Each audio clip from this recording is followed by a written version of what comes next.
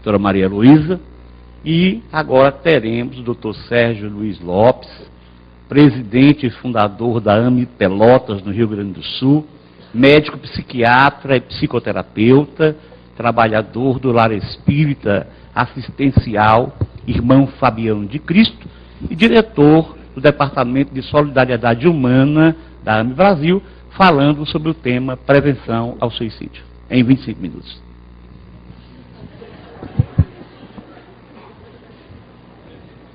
Bom dia a todos.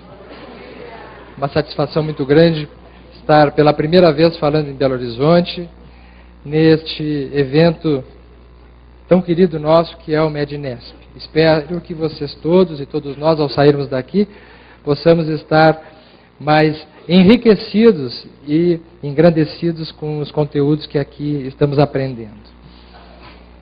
Temos um tema difícil pela frente, mas um dos temas mais necessários porque já se transforma num problema de saúde pública.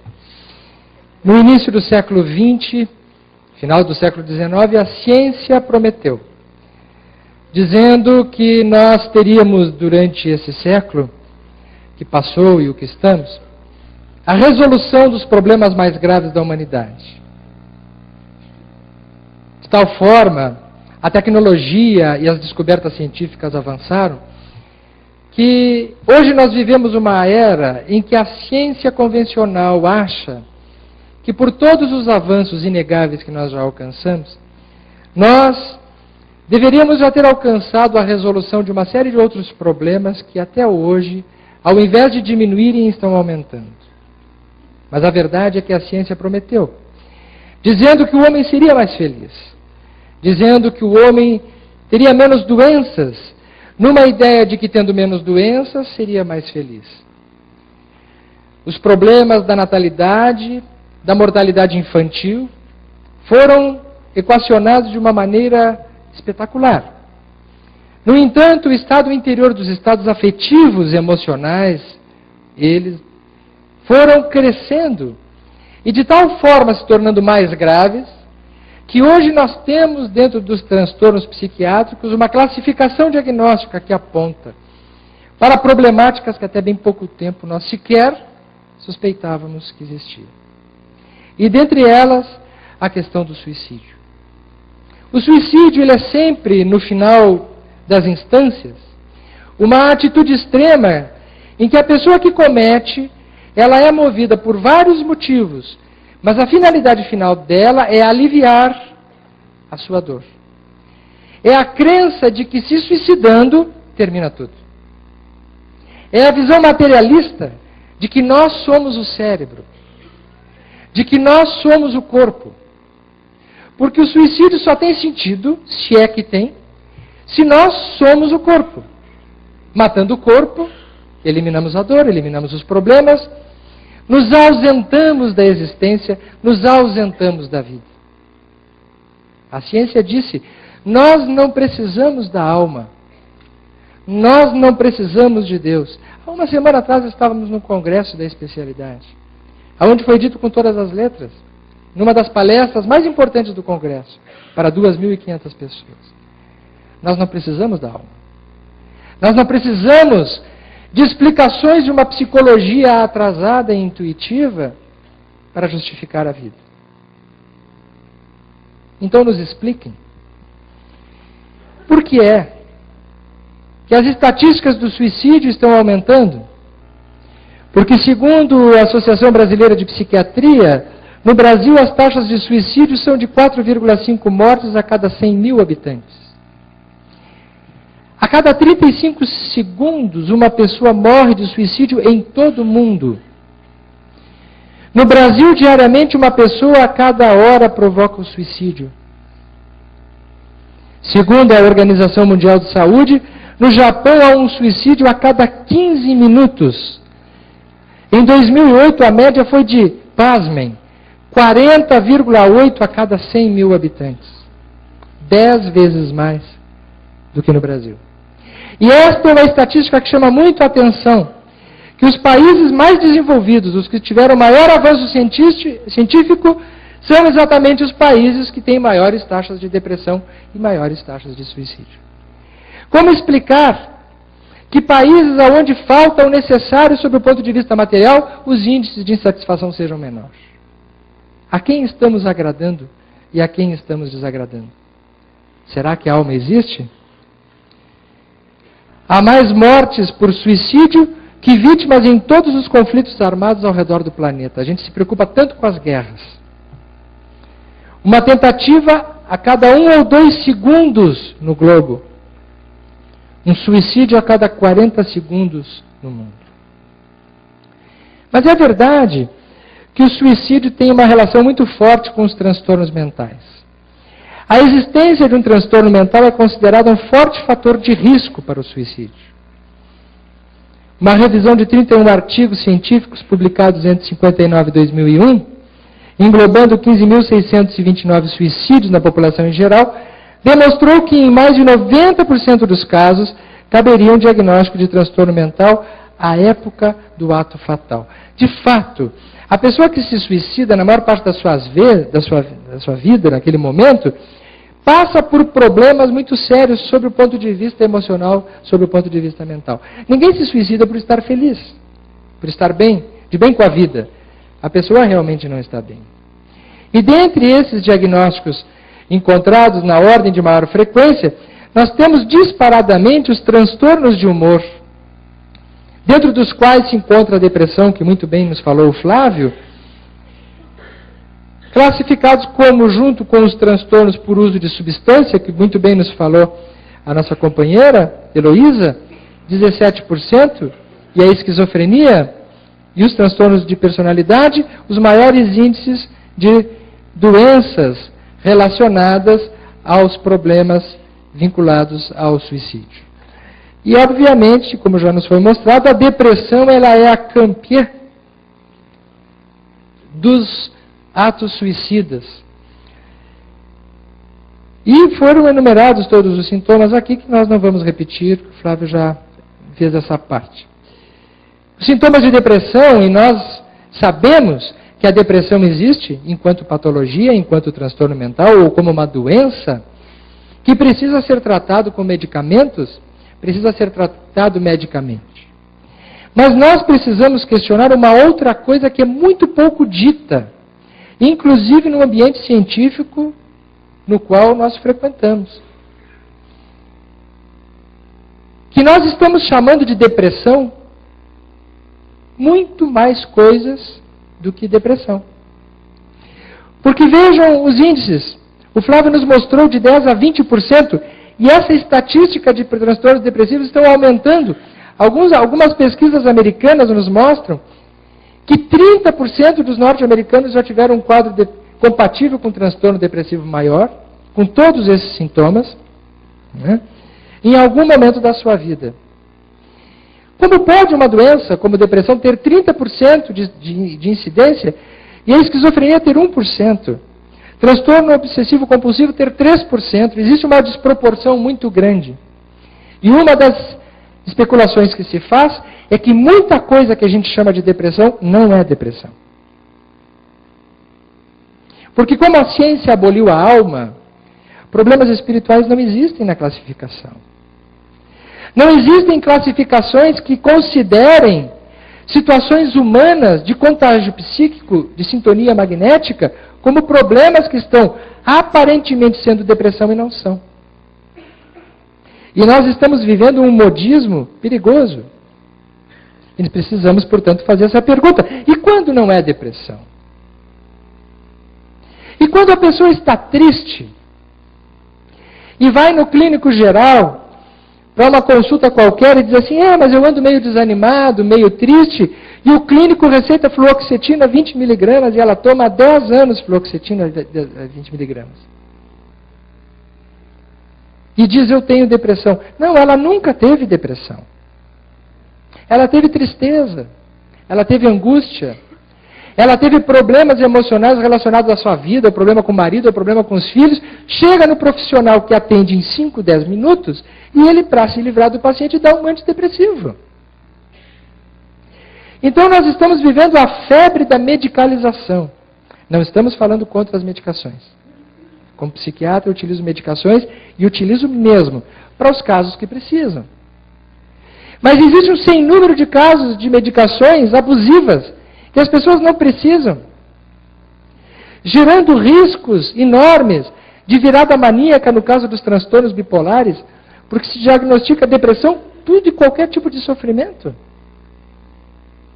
E se alguém chega para a pessoa e diz assim, o senhor, a senhora precisa ir num psiquiatra, como disse o Flávio, parece que já está mandando para o inferno, né?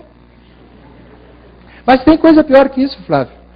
Quando manda ir para o psiquiatra e para desobsessão no centro espírita. Porque além de louco é perturbado. Então a pessoa não vai. Porque para fazer esse processo, a pessoa precisa ter muita coragem, muita humildade. Ela precisa reconhecer que está com algum problema, coisa que normalmente nós não reconhecemos. Normalmente nós dizemos que os outros é que têm problema, nós não. A pessoa precisa reconhecer que tem alguma coisa errada dentro de si que precisa modificar. A pessoa que vai fazer uma psicoterapia, olhar para dentro de si, ver quais são os seus problemas, ela precisa muita competência emocional. Para se dar conta que ela não é perfeita e que ela tem erros. Que ela precisa corrigir os fatos da sua vida para se melhorar como ser humano. Então, se ela tiver que escolher entre ir para uma psicoterapia e ficar 1, 2 anos olhando para si, para descobrir quais são os seus pontos falhos, ou tomar uma medicação uma vez por dia para o resto da vida, que ela consegue receita sem precisar consultar, em grande número das vezes, adivinha o que a pessoa escolhe? Não, o que muitas vezes acontece dentro do sistema de saúde? Mas a melancolia vai evoluindo e nós perguntamos, e o diagnóstico espiritual, onde é que fica? Pois Kardec nos dizia que um dia a obsessão será colocada entre as causas patológicas, como é hoje a ação de animais microscópicos, de cuja existência não se suspeitava antes da invenção do microscópio. Qual é o microscópio dos obsessores? É a mediunidade. E tão bom ou melhor o microscópio, quanto melhor e mais educado é o médium. Mas essa realidade nós estamos lutando insistentemente para que a ciência convencional possa dar validação. Porque muitos dos problemas dos pacientes, mesmo com depressão, aquele paciente que se trata e não melhora, se deve porque existem problemas espirituais associados. Existem 3 características em particular do paciente ou da pessoa que tem a intenção de cometer o suicídio. A primeira delas é a ambivalência. Toda pessoa que pensa em se matar, ela tem um lado dentro dela de não querer se matar. Ela normalmente já vem há um tempo pensando no ato suicida. Portanto, ela tem uma ambivalência dentro de si. Uma dúvida quanto ao que deve fazer. Ela tem normalmente aquilo que no Livro dos Espíritos, Kardec nos chamou a atenção para 2 pensamentos concomitantes. Um que diz, eu vou viver, e o outro que diz, te mata.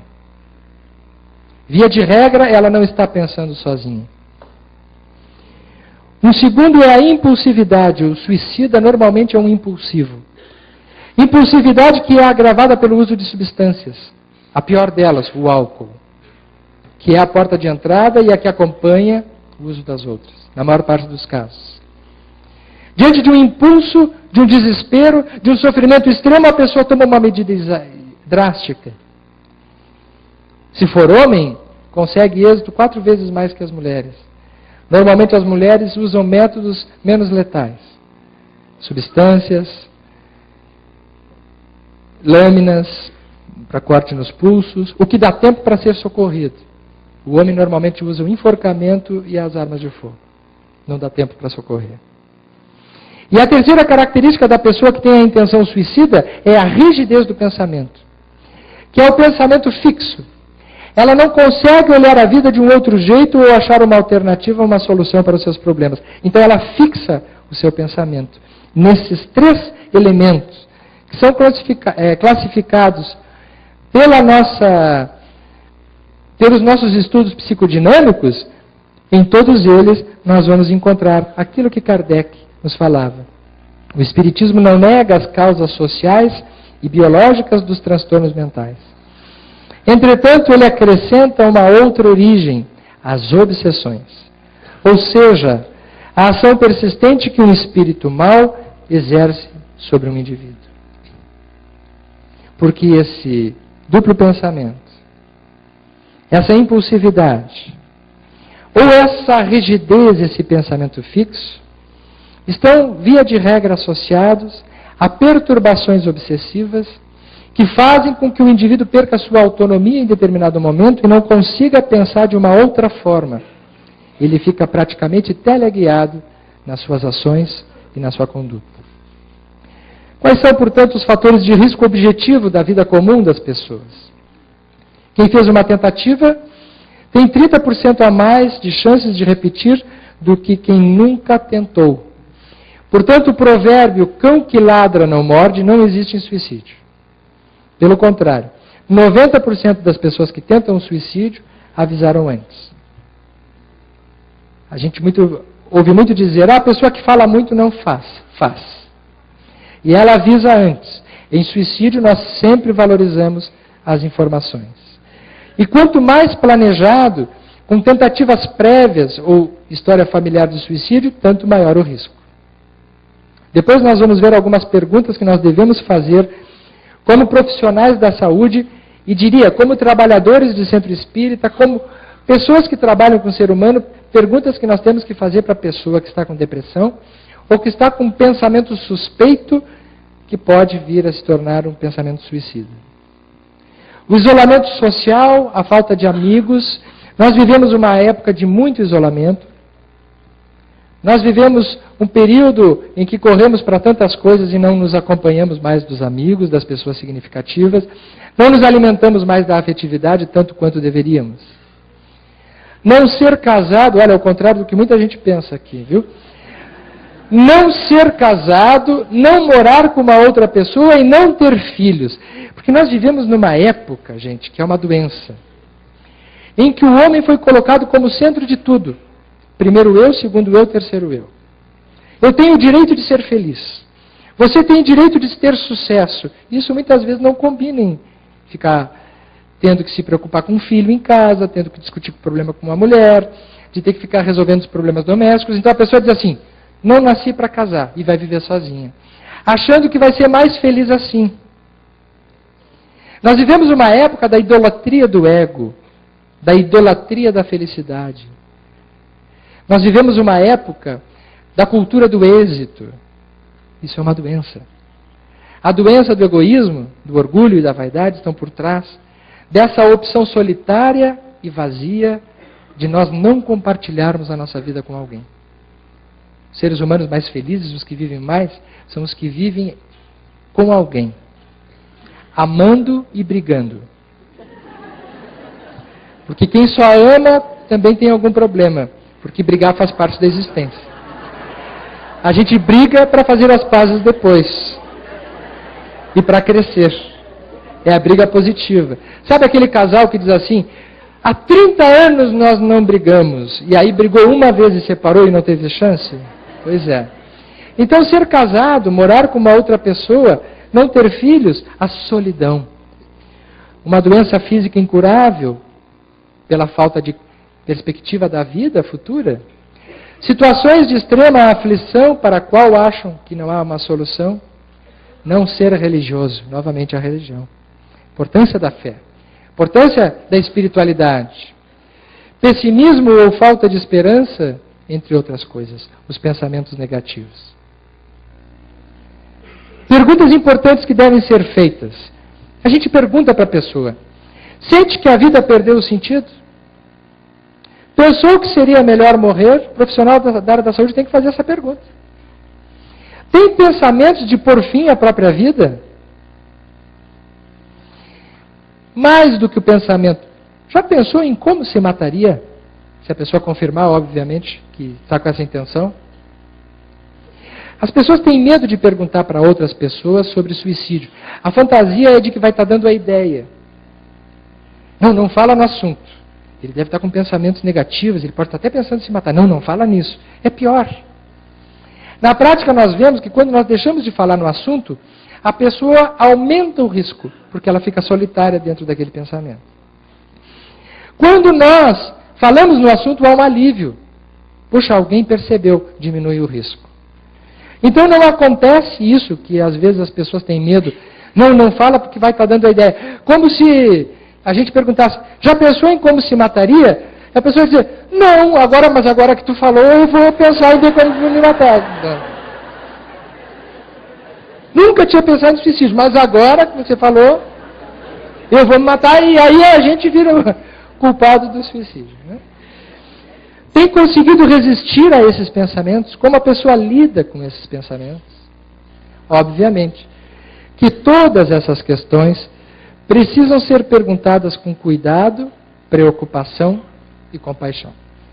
Quem trabalha com o ser humano, quem trabalha com o próximo, precisa ter dentro de si um outro ser humano, e não apenas um técnico. O técnico, ele é necessário. A nossa abordagem profissional, ela é fundamental. Mas nós não podemos nunca perder o sentido da nossa capacidade de empatia, de envolvimento com aquele que sofre. Portanto, dentro do manejo médico espírita, e também vale para o psicológico espírita, pelo social espírita, diante das situações de suicídio, os cuidados médicos, cuidados psicológicos, cuidados familiares e cuidados espirituais. Não podemos mais fragmentar o ser humano. Não podemos mais fatiar o ser humano. Não podemos mais estudar o fígado separado do estômago, separado do coração, separado do cérebro, separado da alma, separado da família, separado da sua espiritualidade, do seu ambiente psíquico, espiritual. O futuro profissional da área da saúde precisará de um paradigma espiritualista, para não viver mais dentro de uma perspectiva isolada e trancafiada no materialismo, cuja ciência nos oportuniza hoje enormes avanços, mas se distancia de forma considerável do mais importante, que é do ser, que é da pessoa.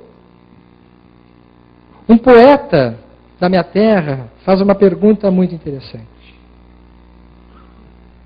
A alma, e ele nos responde, é essa coisa que nos pergunta se a alma existe. Mário Quintana. E é ele que nos diz sobre o ser humano também o seguinte: por favor, não me analise. Não fique procurando cada ponto fraco meu. Se ninguém resiste a uma análise profunda, quanto mais eu. Ciumento, exigente, inseguro, carente, todo cheio de marcas que a vida deixou. Vejo em cada grito de exigência um pedido de carência, um pedido de amor. Amor? Amor é síntese. É uma conjugação de dados. Não há que tirar nem pôr. Não me corte em fatias. Ninguém consegue abraçar um pedaço. Me envolva todo em seus braços e eu serei o perfeito amor. Muito obrigado.